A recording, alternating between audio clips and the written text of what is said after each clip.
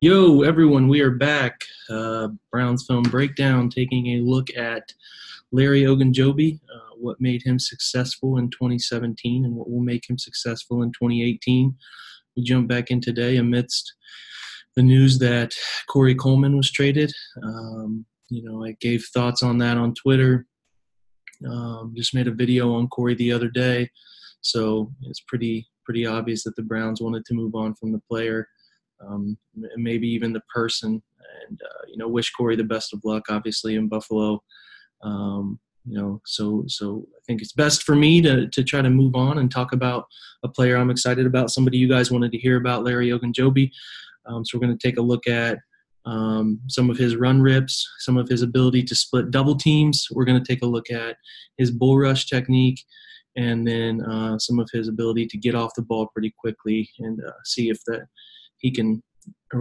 we can highlight some of what made him great last year, and hopefully what we see him expand upon this year. So we're going to start with some of his run rips.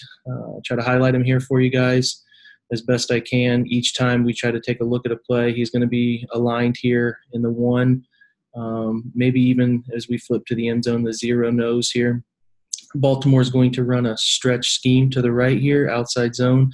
So the center will be responsible for making a reach block on Larry here. So the first step of the center will be what's most important if he is going to get there to make this block. And you'll see just how quick Larry gets off the ball, rips the inside arm through while he's playing at a low level, and driving through. So let's take a look at it. See if we can get a better angle too. But you'll see that this is one of my favorite Ogunjobi plays that happened week 2. And he just completely demolishes the interior line here, and drives this center, trying to work down the line to him into the backfield. He ends up getting 5 yards deep at contact here, totally redirects this run play. There's quite a blatantly obvious holding on Collins here on the outside, causes him to gain some yards. But Larry's initial burst and rip through causes that play to blow up. So you'll see an interesting alignment from the Browns here with the head up. And, Larry, as it looks like, is actually pretty head up in a 2-tech on the play side guard here. It's kind of tough to always see from the wide view, but as you can tell here, he's responsible for this A gap. He drives, rips through. He feels the pressure come from the center. He can feel that step being made. That inside arm rips. You see that inside arm start to get inside here, turns him, drives him with his feet, drives him into the backfield, low pad level, wins. He's the initial pop. He's the low pad level right there. Shoulders up underneath that chin, and boom, driving back, redirects the run play. Should have been a negative play there, and it just turns into a no game. Week 2 with Indy. So you're going to see against Jack Muhort, actually, you're going to see him. Let's try to annotate it for you guys. He is going to be aligned here in what looks like a 4-eye to the strength. So we'll try to take a look at how he's able to displace Mueller.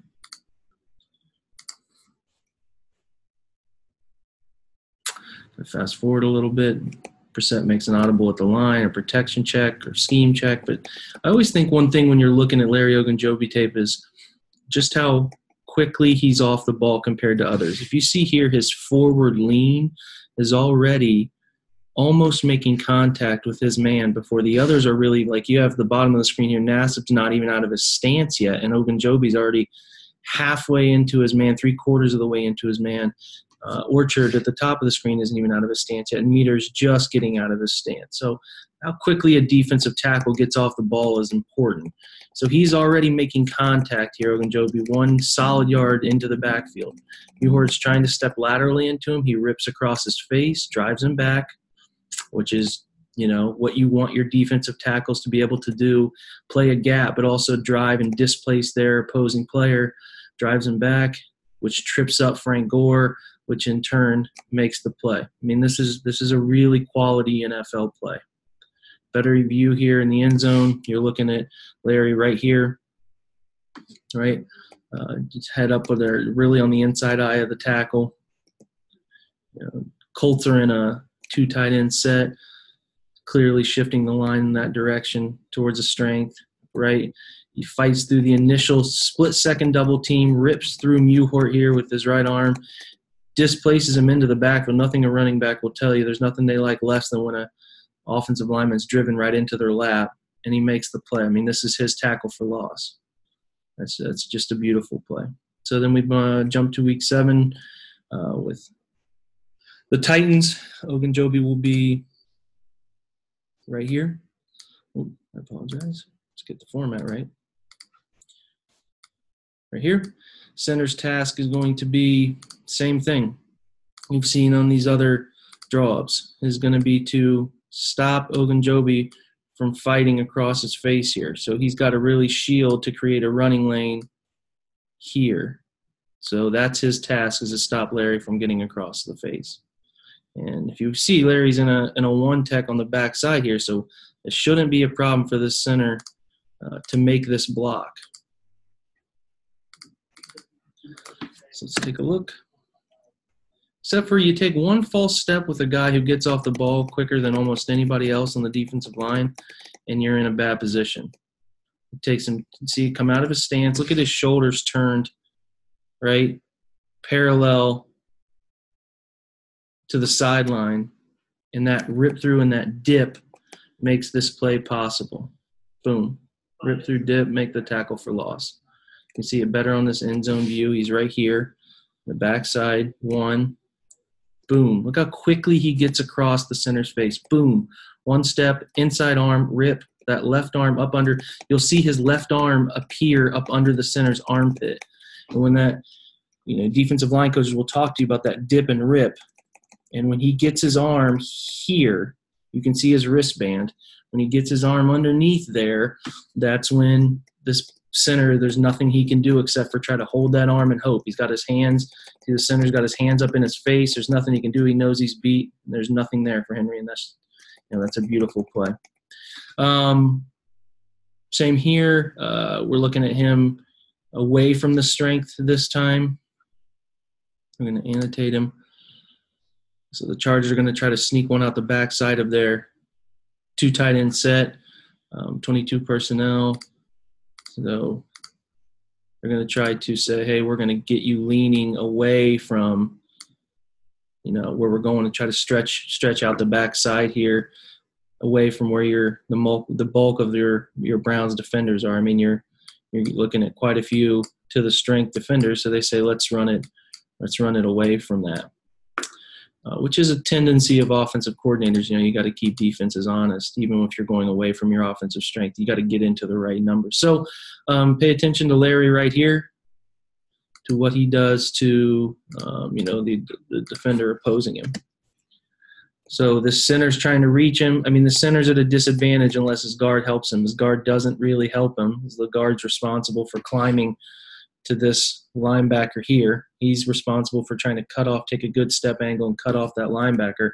Doesn't help the center, who's at a disadvantage anyway, and this is just too easy. I mean, he's ripping that inside arm through again, just like we saw earlier. He's the low man here, clearly lower, ripping. You can see the center's body angles, spine angles straight up, now bent. He has no control over what's going on.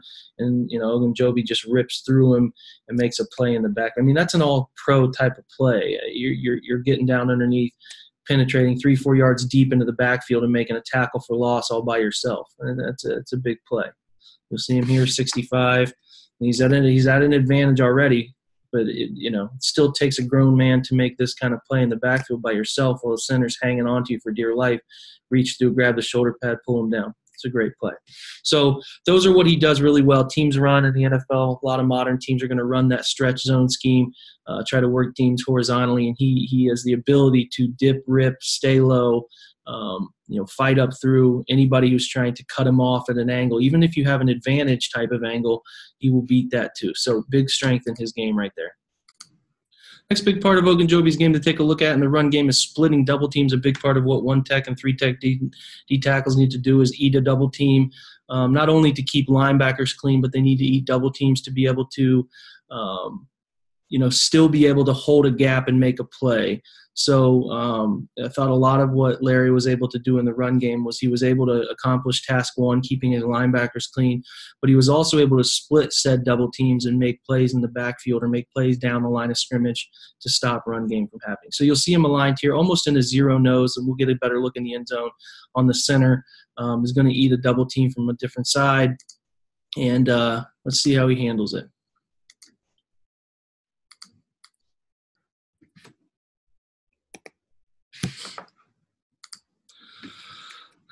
So Jags are going to try to work down the line here. Larry gets taken by the center, the backside. Guard is going to try to work with him. Two centers working to fight his butt around. Guards working to work with him to climb. Those two actually try to take him independently. Larry does get driven down the line, but he puts that foot in the ground, reads Fournette's path, and upon reading that path, does a really good job of splitting right there, making the play at the line of scrimmage for a very minimal gain, maybe 2 yards. You'll see it again. He's going to be a shade on the center here, right? You're going to see the center guard tandem him. He's going to work down the line with the back, feel the scheme. When he sees Fournette put his foot in the ground, there's a pretty big hole here that if this guard does peel off and climb to the linebacker, you got a pathway to make a play here. But him holding this down, this wide, you see his wide base right here. There's a two-way go for Fournette, to his right and to his left, because Coley's being run down the line with his head looking in the complete opposite direction. Larry anchors down, splits that double team, gets wide, and is a big part of making that tackle right there. It's a great play against a double team. So down here again at the bottom of the screen, this time he's going to be your true one tech. I try to annotate him so you guys who are watching at home can only see him. Watching with no volume, because I know some of us work for a living, right? We're going to highlight him here. So let's see what Jacksonville tries to do to defeat him.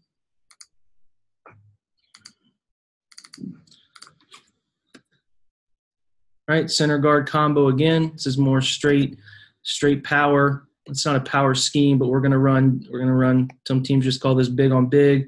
Some teams have different names for it where they're working a combo to climb. This could just be a simple zone scheme. Inside zone scheme, but they're working a tandem on Larry to climb to the next level. You see this guard peel off. You got a lead downhill block by your fullback on the play side, inside linebacker. Boom, right there. So the task is, can we double team the center guard? Can we double team this one tech and climb to the mic? And they try to do that. The second they split, Larry's one-on-one at this point. So you got your fullback's block, your right guard is peeled, then it's Larry one-on-one splitting that double team, working down the line here, making the play on Fournette just a yard or two down the field. It's great stuff. It's beautiful to be able to do that. So you get a better view end zone here. Just a reminder, Larry's your one tech right here. Working down the line. He feels the center guard working him in that direction. Once the right guard pulls off, once he pulls off right here to climb to the linebacker, I know I got my guy single, boom, down the line, make the play. Nice play. Week 16 against the Bears. He is going to be, again, your one tech aligned on the inside eye of the guard. Okay. We'll annotate him again. You get the right annotation tool. Still amateur hour on occasion. Right here, Bears are going to be looking to run to the fullback side, out the back side here.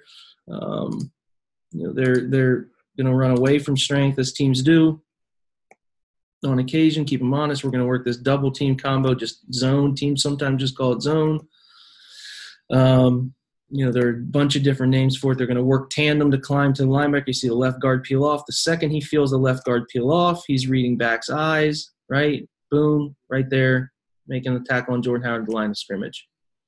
Borderline tackle for loss. So if you're gonna double team Ogunjobi, the thing that he does so well, even for not being a massive, size guy, is he eats double teams really well in terms of being able to stay and hold his ground really well. He does that, splits, boom, make that play in the backfield. So big part of his game is being able to anchor double teams and without losing massive or gratuitous amounts of ground, be able to split them when guys peel to the next level and make the necessary play at the line of scrimmage or occasionally behind it. Third part of the four-part study here with Ogunjobi is going to be how quickly he gets off the ball. I touched on it a little bit earlier, but we're going to continue to take a dive into it. A big part of his game and what the Browns have clearly shown that they want from their defensive tackles is getting off the football quickly and penetrating gaps. Interior pressure that is from guys shooting gaps can cause major headaches for opposing offenses, and I think that's something he does really well. So let's take a look at how he does this, how it can be effective, how it can also be rendered ineffective, but it's worth looking at how it can cause disruption in the backfield. So obviously he's down here. He's your 3-tech on this play. He did occasionally play some 3-tech. We're going to take a look. Jacksonville is going to run a little bit of I think they give you some inside zone look here.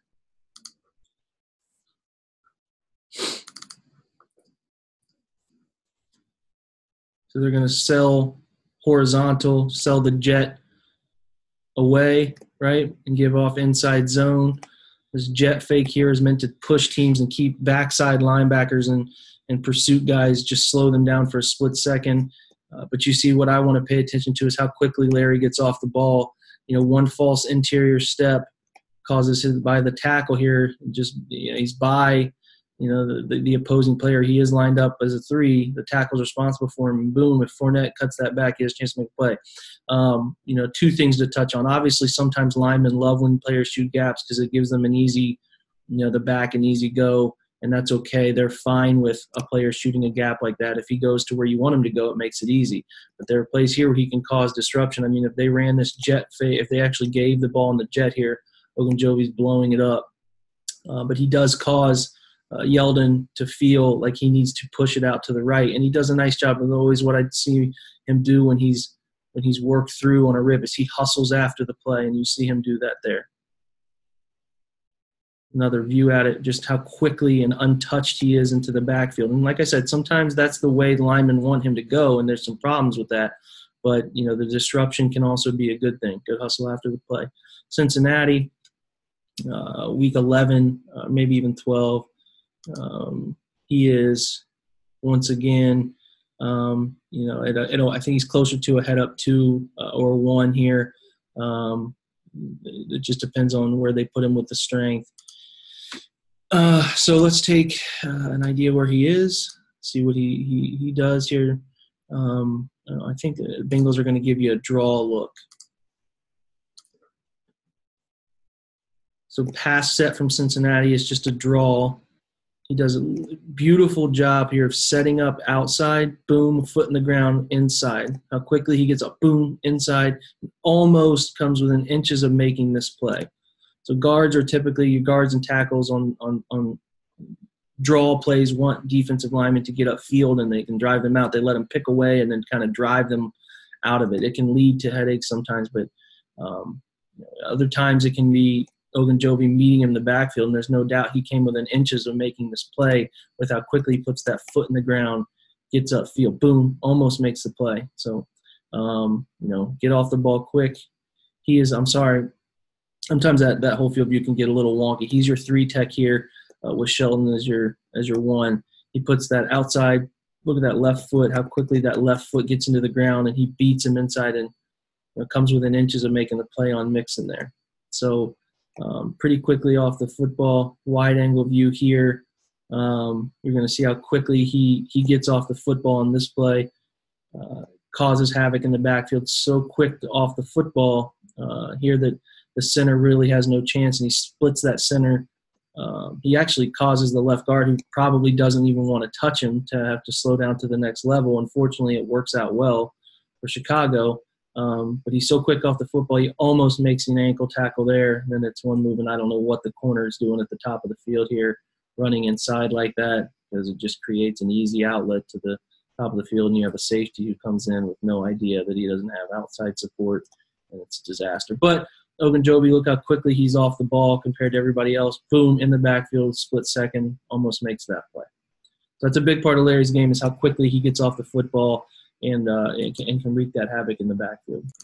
So last part of the 4-part study here is going to be taking a look at where Ogunjobi found success pass rush-wise, causing issues in the backfield for quarterbacks. He only had 1 sack recorded, but that doesn't mean he didn't cause pressure and have other parts of his pass rush development come to fruition for him. So I think that a big part of what he does well when he sets and realizes pass, opposing offensive linemen are already on their heels, and he uses that to his advantage because he has an immense amount of strength to his thighs, hips, and upper body. His bull rush is extremely effective. So you'll see him here, bottom of the screen, and you'll see him, get off the ball quickly to get into Phillip Rivers' face. Rivers ends up actually completing it, but the point of the matter here is figuring out, just how effective he can be in bull rush. I'm sorry, and I actually highlighted the wrong guy. He is right here in the one. And on this snap.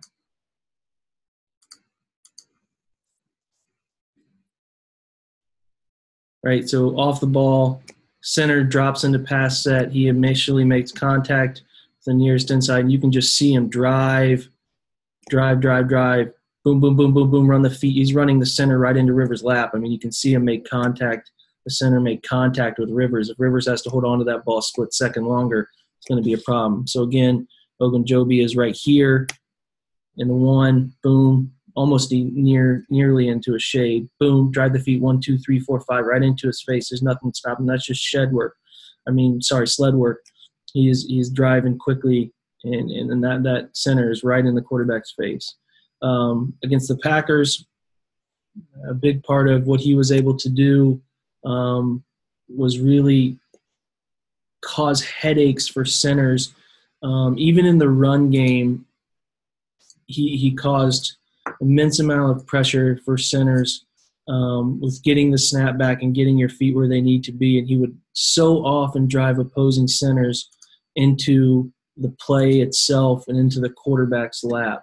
So you'll see here, Green Bay tries to just run a downhill zone scheme concept. They're almost running an outside stretch by nature.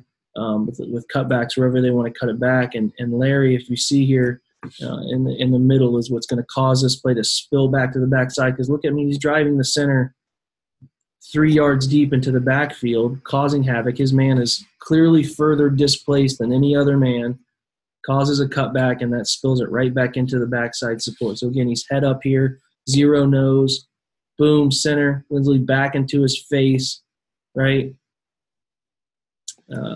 It's just, and that could be, I could be wrong with the name there, the Packers center, but he's just driving him right back into his face, causes a cutback, and that's where his support comes from. I mean, he has no chance to really cut left, because if he cuts left, he's running right into Larry, spill it back inside, boom, make a play. So same sort of setup here. He's a zero nose. You're going to see him do the same thing at a zero nose. Drive the center back. This is play action, but he's going to drive the center back, and you can see him literally crumble the center here.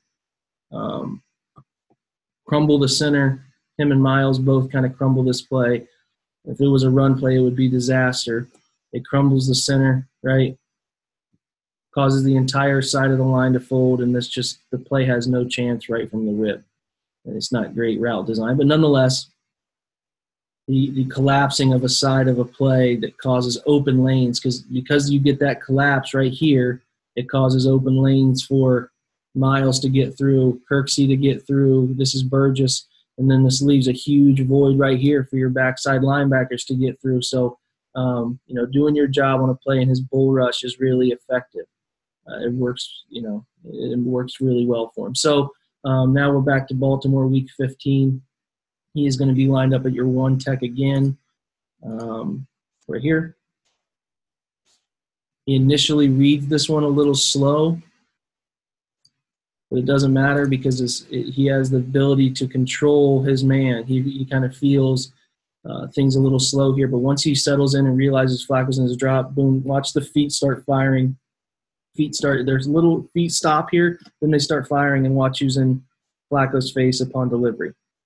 Bull rush. Drive right through your man to get to the quarterback. I'd like to see him add something, another rip, spin, something, but his bull rush is really effective enough as it is that he can cause havoc in pass situations by getting both his hands underneath the opposing man's shoulder pads, causing that opposing lineman to be straight up. He can get his hand on the football, be effective in the face of a quarterback. So big part of his game right there. right? Boom, stand him up. And I almost got an arm on that ball. Week 16, Chicago. He's again in the one tech here. Is going to cause major issues, doing the same thing we've been talking about. Bull rushing, reads pass. Upon reading pass, double team initially.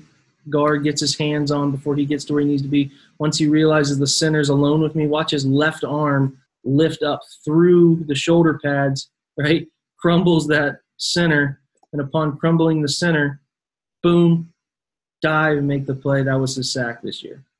I mean, it just doesn't get any better. You're driving upfield. Once you feel that you got an angle to get where you need to get, I'm one-on-one. Right now, boom, lock that left arm, drive through, collapse that opposing lineman, dive over and make the play. I mean, those are all pro plays. So I don't think there's any doubt that Ogunjobi is definitely one of the Browns' more promising interior players. Caleb Brantley has some promise there too, but I think if the Browns are wise, they will give Ogunjobi more snaps. Last year he had 301 snaps. He missed some time with some groin issues, but he only had 301 snaps. He only played 28.8% of their defensive snaps. I'd love to see that number increase to over 50. Be a big part of what they do. Use him as a zero nose in situations where they want to get 3 down linemen on the field. I think that's going to be a big part of his success. So the workload should improve.